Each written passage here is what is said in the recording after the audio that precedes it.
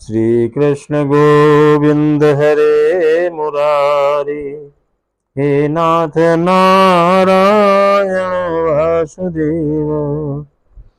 आइए श्री हरि विष्णु भगवान की पावन गाथा, पावन कथा, ज्येष्ठ मास शुक्ल पक्ष की निर्जला एकादशी अथवा भीमसेन एकादशी व्रत की महिमा एवं कथा आप लोग श्रवण करें।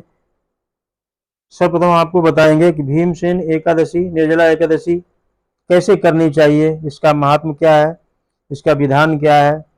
तो सबसे पहले जो साधक हैं, जो भी एकादशी व्रत करते हैं, उनको प्रातः एकादशी को प्रातः स्नान, प्रातः जो है नित्य कर्म करने के बाद और सबसे पहले वो दंत धोवन करें, दांतों को साफ करें और इसके बाद मृतिका को अपने शरीर में लगाएं। मृतिका धारण करने के पश्चात जल से या गंगा स्नान या जल से स्नान करें या सरोवर में स्नान करें।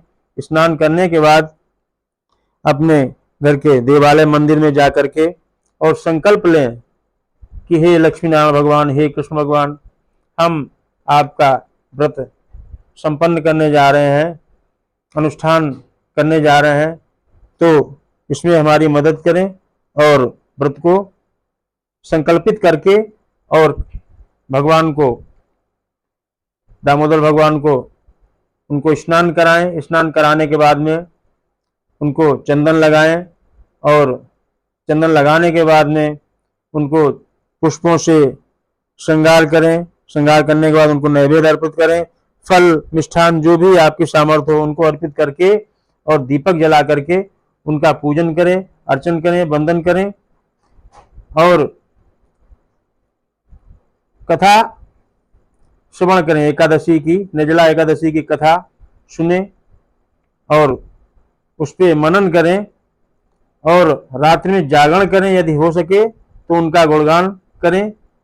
और ज्येष्ठ मास शुक्ल पक्ष की निर्जला एकादशी का महात्मा युधिष्ठिर ने कहा भगवान से कि अपरा का सारा महात्मा मैंने सुना है, अब ज्येष्ठ मास शुक्ल पक्ष में जो निर्जला एकादशी है उसको आप बताएं, उसको वर्णन करें। तो भगवान केशव बोले कि इसका वर्णन तो हम नहीं करेंगे, लेकिन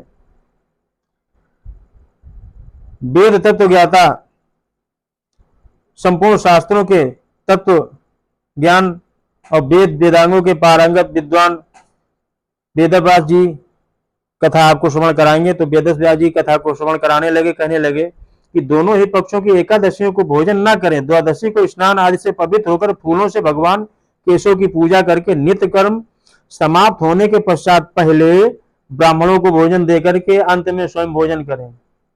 राजन, जनना शौच और मरणा शौच में भी एकादशी को भोजन नहीं करना चाहिए। चाहे कोई घर में किसी पुत्र या पुत्री का जन्म हो या घर में कोई समाप्त हो गया हो, देवलोक चला गया हो, तो उसके संस्कार में भोजन नहीं करना चाहिए। इस अनुष्ठान को हमेशा बरकरार रखना चाहिए। यह सुनकर भीम ने बोला कि हे पितामह, मेरी उत्तम बात सुनिए। राजा युधिष्ठिर, माता कुंती, द्रौपदी, अर्जुन, नकुल और सहदेव ये एकादशी को कभी भोजन नहीं करते। ये सभी लोग एकादशी को व्रत करते हैं और मुझसे भी हमेशा ये कहते हैं कि भीमसेन, तुम भी द्वादशी को ना खाना खाया करो, एकादशी को ना खाना खाया करो और द्वादशी को पारायण किया करो, ये हमसे कहा करते हैं। किंतु मैं इन लोगों से यही कह दिया करता हूं कि मुझसे भूख नहीं सही जाती है। और भीम की बात सुनकर के व्यास जी ने कहा, यदि तुम्हें स्वर्गलोक की प्राप्ति अभीष्ट है और नरक को दोषी समझते हो तो दोनों पक्षों की एकादशी को भोजन करना।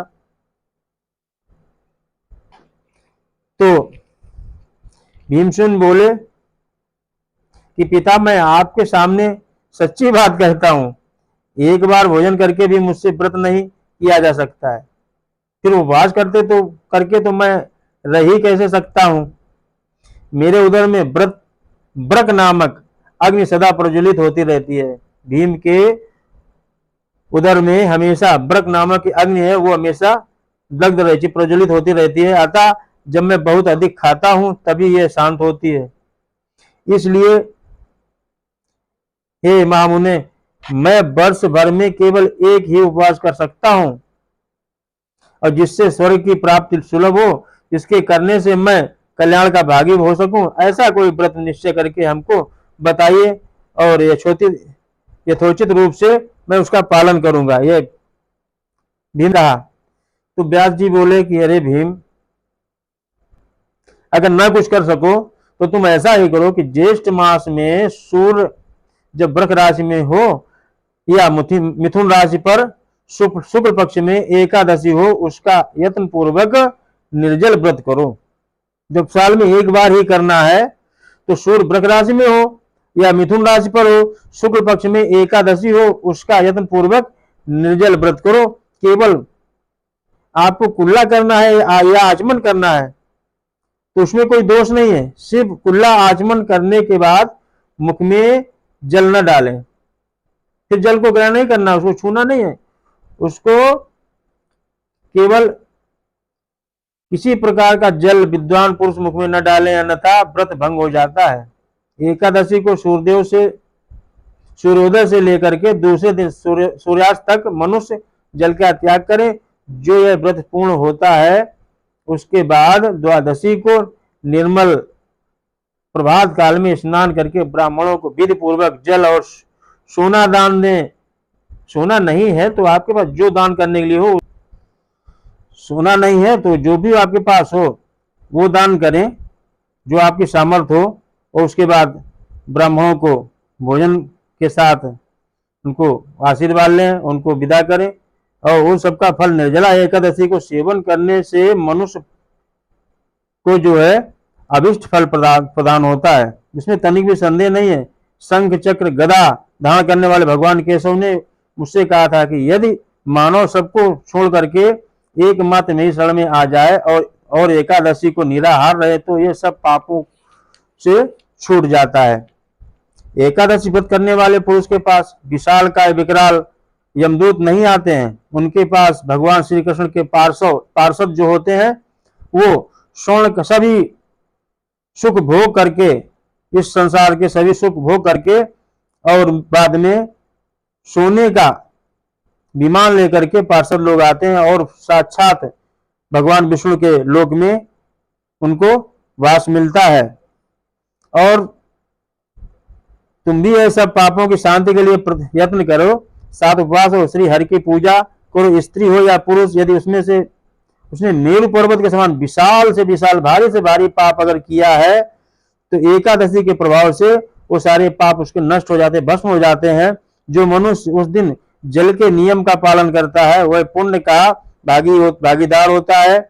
उसे एक एक पहर में कोटि कोटि स्वर्ण मुद्रा दान करने का फल प्राप्त होता है।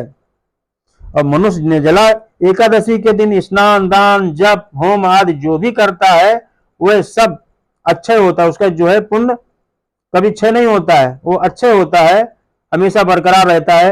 ये भगवान श्री कृष्ण का खुद का कथन है, उन्होंने खुद कहा है। निर्जला एकादशी को विधि पूर्वक उत्तम रीति से उपवास करके मानव वैष्णव पद को प्राप्त कर लेता है।